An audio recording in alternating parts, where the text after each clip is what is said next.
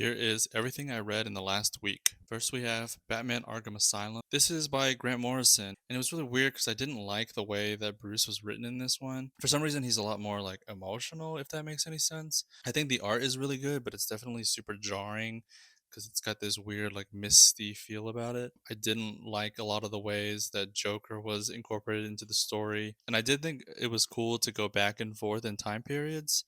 The story just seemed kind of like okay to me. They play a lot with the whole maybe Batman's so crazy that he also belongs in Arkham type of story, but at this point it seems kind of overdone to me.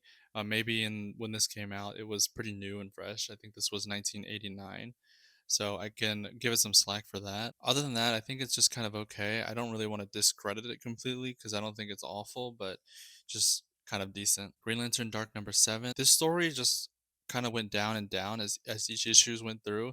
This is the final issue, so there's nothing else after this. This takes place in the Tangent universe, which I had never heard of before reading this comic, so I don't know if they're going to plan to do anything with that Elseworld.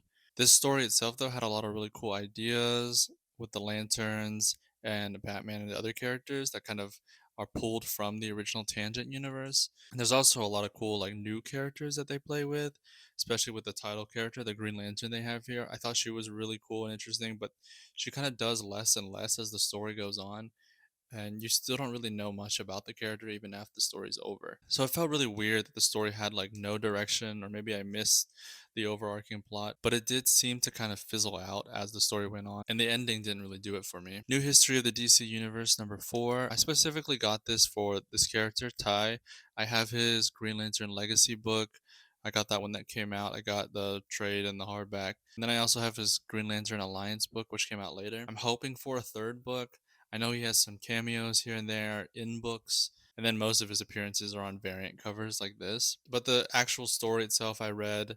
I only have this one. I don't have the other three in this series, but I'm just gonna get the trade later and just read them through in the trade because I think that'll be easier. A lot of the things are really weird. I think things are like slightly out of order. There were some timeline elements that didn't really make sense if you like knew the history of it, and I didn't understand why they decided to do the Authority like that because they are originally from their own universe and then they got combined with DC. And then for some reason, this is saying that, oh, those new versions that got rebooted are actually the same versions from before, even though there's like wild inconsistencies. So I'd probably only recommend this series if you just don't know anything about DC and you want to get like an info dump of all the lore and backstory.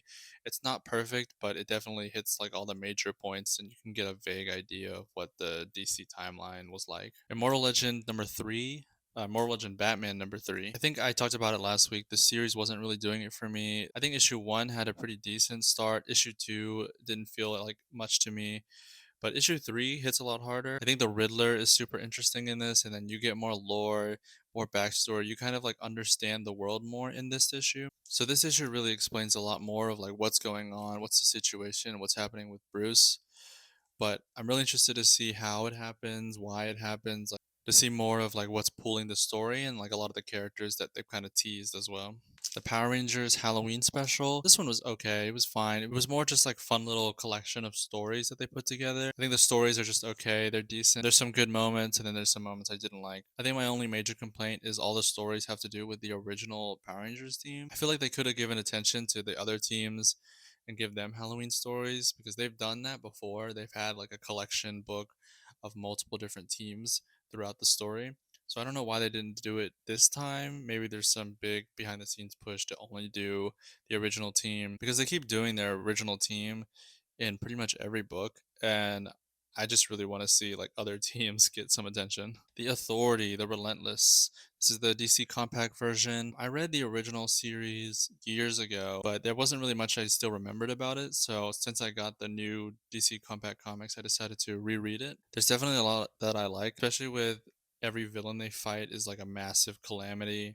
The characters are really good. They're very casual and they're also like a lot of fun. They're very silly. It's a very different take on like the Justice League, as you can probably tell by some of the characters. I think this only collects like the first 12 issues, but I'm probably going to try to read more of this series. I don't know if it gets better or worse after this, but I know that when they combined with DC, they were a lot different. But now that they kind of say that it's canon. They're from a different world that just comes to the DC world sometimes. I don't really know how they're going to explain why they keep coming back. But this book itself is their first ever appearance, I'm pretty sure. And it's a pretty good introduction. You can read through it and like you kind of get the gist of who's who and what they do. You don't get like major details, like very specific backstories or anything, but you get an idea of where they come from and stuff, like enough to understand the story. Batman number one from 1940. This is the first ever issue of Batman from 1940, but this is just the reprint version that they released a couple weeks ago. I finally got around to reading it, and it's a lot of fun. It's really crazy and wacky. It's very much like Adam West Batman because that's kind of like what the show was based on. There's a lot of crazy moments that are so different than how these characters are today, especially with like Batman being a little bit more casual about people dying or like accidentally killing them. It seems very much like collateral damage of the situation than something that like needs to be prevented. But yeah, that's everything I read in the past week. So let me know if you guys read any of these or what you guys have been reading. It's new comic book time. I only have 3 comics this time. It's a small stack. Batman and Robin number 12. This is the final issue of this run of this series. So I'm looking forward to the finale, but I'm also sad that it's ending. I will be picking up the trade later when that eventually comes out. I really like this story and I really like Dick Grayson, so I don't have a problem collecting the trade. Cult of the Lamb, the Schism special. I actually don't know anything about this besides that I played the game a lot and I read the other trade that they have, the first verse. That one was pretty good. I just recently read that one, but I did like it. There were some things that were kind of funny about it, but a lot of fun, especially if you play the game. I'm sure this one's the same way. Dracula, the black and white special. I didn't know this one was coming out. I saw it there in the comic book shop, so I picked it up. They did have the B cover B variant.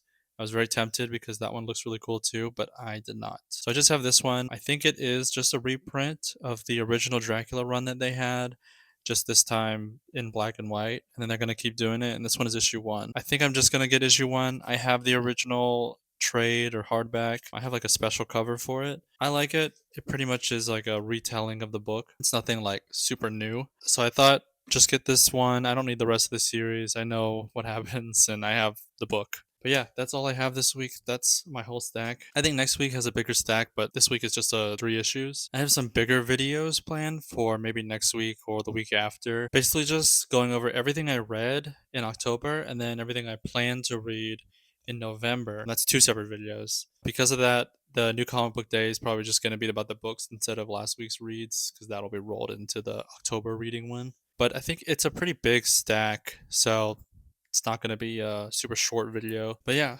that's what I got today and what I've been reading. Let me know what you guys have been reading, what you guys think of the books I got. And that's all I got for today.